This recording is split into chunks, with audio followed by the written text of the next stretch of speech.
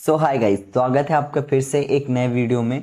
तो फ्रेंड्स, इस वीडियो में हम पढ़ने वाले हैं ग्रामर का एक ऐसा टॉपिक जो बेहद आसान है और बहुत इम्पॉर्टेंट है आप सभी के लिए। ठीक है, आप किसी भी क्लास में पढ़ते हो, डजेंट मैटर, बट ये ग्रामर का टॉपिक आपको ज़रूर आना चाहिए। तो चलिए इस टॉपिक को हम शुरू करते हैं। तो हमारा टॉपिक है द सेंटेंस, यानी कि वाक्य। ठीक है, ये क्या होता है ये मैं आपको बताता हूँ। Definition: a group of word which make a complete sense is called a sentence।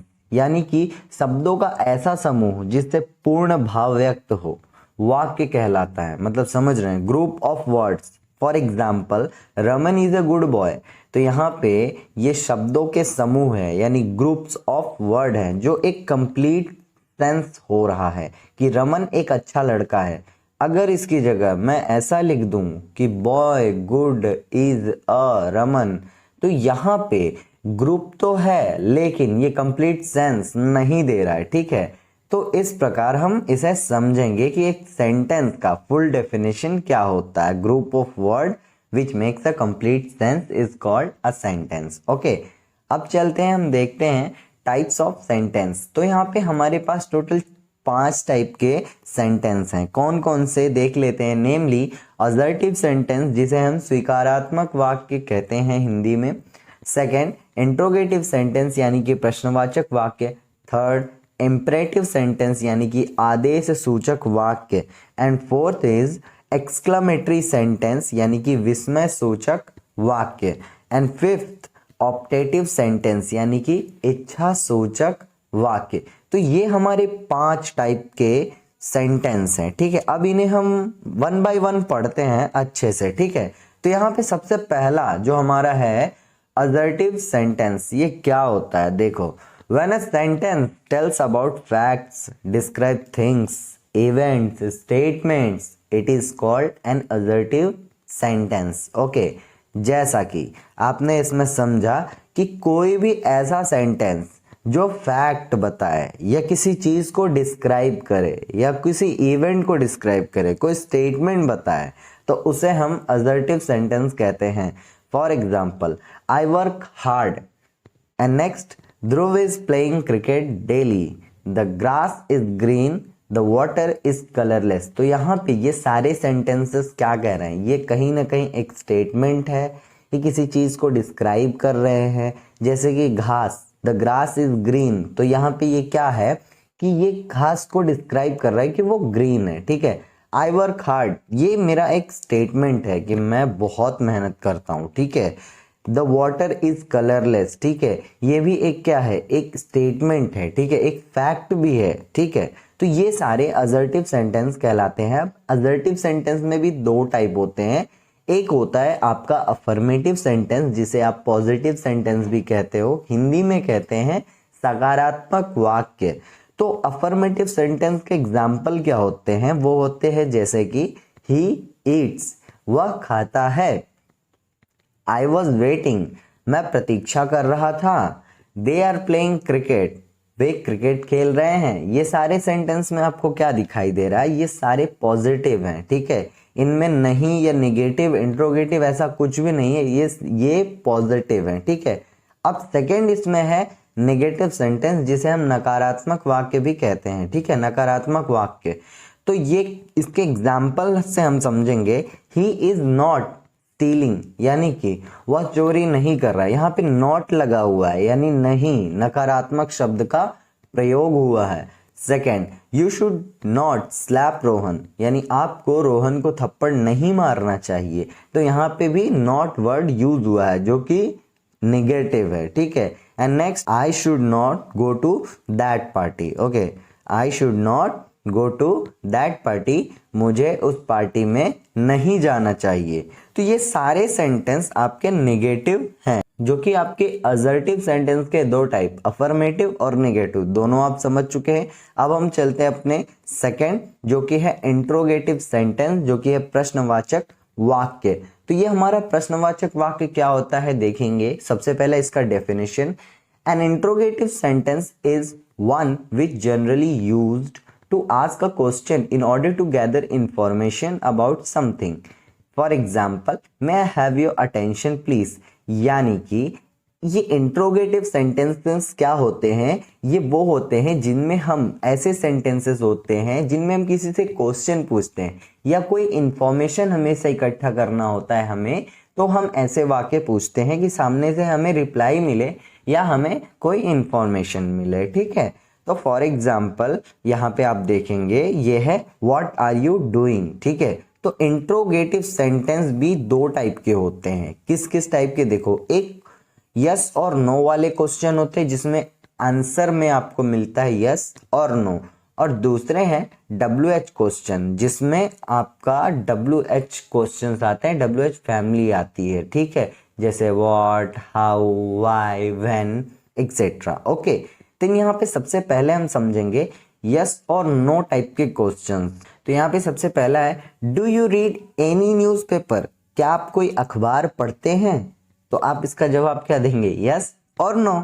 And next, is that your pen, क्या वो तुम्हारी कलम है? तो इसका भी जवाब क्या आप क्या दोगे, ये हाँ या ना। ओके, अब next is will he pass the examination, यानी कि क्या वो एग्जाम को पास कर पाएगा या नहीं। ठीक है, तो यहाँ पे हमें हाँ या ना वाले जवाब देने थे। तो ये सेंटेंस इंट्रोगेटिव होने के साथ साथ यस और नो वाले क्वेश्चन है।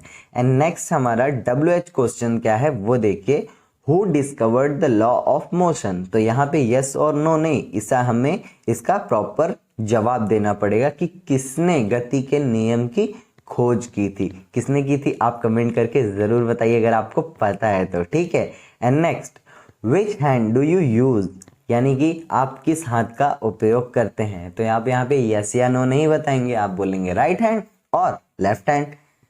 What paper do you read, आप कौन सा पेपर पढ़ते हैं। ठीक है, तो इसका भी आप जवाब देंगे। Where is the capital of India, Bharat की राजधानी कहाँ है। ठीक है, and next when was doctor Rajendra Prasad born, यानी कि डॉक्टर राजेंद्र प्रसाद का जन्म कब हुआ था। ओके, अब जो है ये हमारा इंट्रोगेटिव का सेंटेंस का पूरा डिटेल था जो कि आपको समझ में आ गया। अब हमारा नेक्स्ट पार्ट है थर्ड, इम्पेरेटिव सेंटेंस, यानी कि आदेश सूचक वाक्य। ये क्या होते हैं, सबसे पहले हम इनके डेफिनेशन समझेंगे। Imperative sentences are the sentences that express order, command, instructions, advice and request.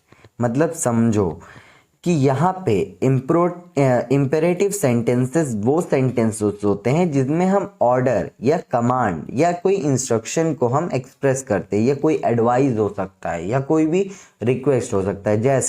जैसे यहाँ bring me a glass of water, तो ये एक ऑर्डर है कि जाओ और मेरे लिए पानी लेकर आओ। ठीक है, लेकिन इसी चीज़ को जब हम ऐसे बोलते हैं कि please give me a glass of water, तो यहाँ पे हमारा ये रिक्वेस्ट होता है कि कृपया मुझे एक गिलास पानी दीजिए। तो दोनों में फ़र्क है। ठीक है, तो एक होता है ऑर्डर और एक होता है रिक्वेस्ट। अब नेक्स्ट है नेवर टेल अ लाई। अब ये इसे आप एडवाइस मान सकते हो या इंस्ट्रक्शन मान सकते हो। ठीक है, कि झूठ कभी भी ना बोले। ठीक है, अब इसमें समझने वाली ये बात है, इंपेरेटिव सेंटेंस में आपको नोट ये चीज़ समझना है, इंपेरेटिव सेंटेंस में सब्जेक्ट यानी कि यू अंडरस्टूड रहता है। यानी कि ये जो सब्जेक्ट है आपका यू, वो पर्सनल प्रोनाउन का एक भाग है। वाक्य में अव्यय होता है लेकिन उसका भाव निहित रहता है। इसका मतलब देखिए, मैं आपको इजी समझाता हूँ कि यू अंडरस्टूड क्या रहता है। अब यहाँ समझो, जैसे मैंने कह दिया कि कम इन, तो कम इन का मतलब अंदर आओ, तो वो एक्चुअली होता है यू कम इन। ओके, यानी कि आप अंदर आओ। तो ये जो यू वर्ड है ये अंडरस्टूड रहता है, सामने वाला स्वयं समझ जाता है। हेल्प द पुअर, तो ये हेल्प द पुअर की जगह यू हेल्प द पुअर होता है, लेकिन हम यू नहीं बोलते हैं क्योंकि सामने वाला समझ जाता है कि वो हमें ही बोल रहे हैं। ठीक है, look at lock the door, अगर हम ऐसा बोलते हैं तो उसका मतलब होता है यू लॉक द डोर, यानी कि आप दरवाजे को बंद करो। ठीक है, तो इस तरीके से था ये हमारा इंपेरेटिव सेंटेंस का पूरा डिटेल। अब हमारा नेक्स्ट है ऑप्टेटिव सेंटेंस, यानी कि विस्मय सूचक वाक्य। और ये हमारा विस्मय सूचक वाक्य क्या होता है, सबसे पहले डेफिनेशन देखते हैं। A sentence that express a wish और prayer for someone known or unknown and also to wish them luck। यानी कि अब इसे समझो, कोई भी एक ऐसा सेंटेंस जिसमें हम कोई विश मांगते हैं, यानी कि कोई कामना करते हैं, प्रेयर करते हैं किसी के लिए, चाहे वो उसे हम जानते हो या ना जानते हो, ठीक है, और हम उन्हें मतलब गुड लक भी कहते हैं ना, विश करते हैं कि उनकी जो है उनको गुड लक कहते हैं, जैसे भी आप कहते हैं, ठीक है। तो यहाँ पे एग्जाम्पल की मदद से हम समझेंगे, जब हम किसी को बोलते हैं wish you a happy new year, यानी कि नया साल आपको मुबारक हो, मे यू बी सक्सेसफुल, भगवान करे आप जो है सक्सेसफुल हो, ठीक है, सफल हो।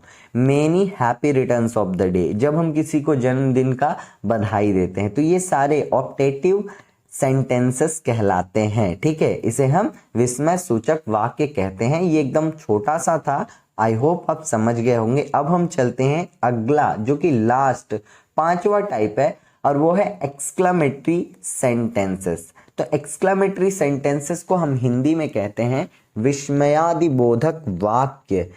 तो इसका डिफिनेशन होता है, an exclamatory sentence is one that express sudden और स्ट्रॉन्ग इमोशंस एंड फीलिंग्स। मतलब समझो कि ये जो एक्सक्लामेटरी सेंटेंसेस है ना, इनमें क्या होता है कि हम किसी सडन फीलिंग या कोई स्ट्रॉन्ग इमोशन हो, ठीक है, वो हम एक्सप्रेस करते हैं। कैसे? जैसे देखो, व्हाट अ बॉय, मतलब क्या अच्छा लड़का है, मतलब क्या बढ़िया लड़का है, लाइक स्मार्ट हो, ठीक है, और हाउ ब्यूटीफुल, मतलब कितना सुंदर है, ठीक है, और व्हाट अ डैशिंग पर्सनालिटी, जैसे किसी की पर्सनालिटी अच्छी होती है तो हम कहते हैं ना, wow what a dashing personality. और आगे देखिए, hooray we have won the match, यानी कि हमने मैच को जीत लिया है, ठीक है, तो हम ये खुशी जाहिर करते हैं ना सडनली, ओके। आगे देखो, व्हाट अ ट्रेजिक एंड, यानी कि कितना ट्रेजिक जो है हमारा ये एंड था, ठीक है। तो यहां तक ये थे हमारे एक्सक्लामेटरी सेंटेंसेस, और इसमें एक चीज सबसे इंपॉर्टेंट चीज है, वो है आपका एक्सक्लामेशन मार्क। ये लगाना बड़ा जरूरी है, और ये सडन फीलिंग जो होता है उसके लिए होता है, जैसे वाओ, अलाज, इसलिए, ठीक है। तो यहाँ पे ये हमारा था ये पूरा टॉपिक, जो कि आप समझ चुके हो। अब इसके बाद ये आपको कुछ मैं यहाँ पे सेंटेंसेस के एग्जाम्पल्स देता हूँ, ठीक है, इन्हें एकदम ध्यान से आप देख लो, ठीक है, और आपको पूरा अच्छे से समझ में आ जाएगा, ठीक है। तो यहाँ पे ये पूरा अच्छे से जब आप समझ जाओगे तो सारे एग्जाम्पल्स आपको एग्जाम में मदद करेंगे, ठीक है। तो अब यहाँ पे अब हमारा वीडियो होता है समाप्त। ये वीडियो आपको कैसा लगा कमेंट करके जरूर बताइएगा, और अगर अच्छा लगा हो तो ये भी बताइएगा कि मैं आगे और भी आपके लिए ऐसे ही मजेदार वीडियोस, इंफॉर्मेटिव वीडियोस बनाता रहूंगा। और इस चैनल पर अगर आप नए हैं तो सब्सक्राइब करके बेल आइकन को प्रेस कर लें, और दोस्तों के साथ इस वीडियो को जरूर शेयर करें। तो फ्रेंड्स, वीडियो देखने के लिए आपका बहुत बहुत धन्यवाद।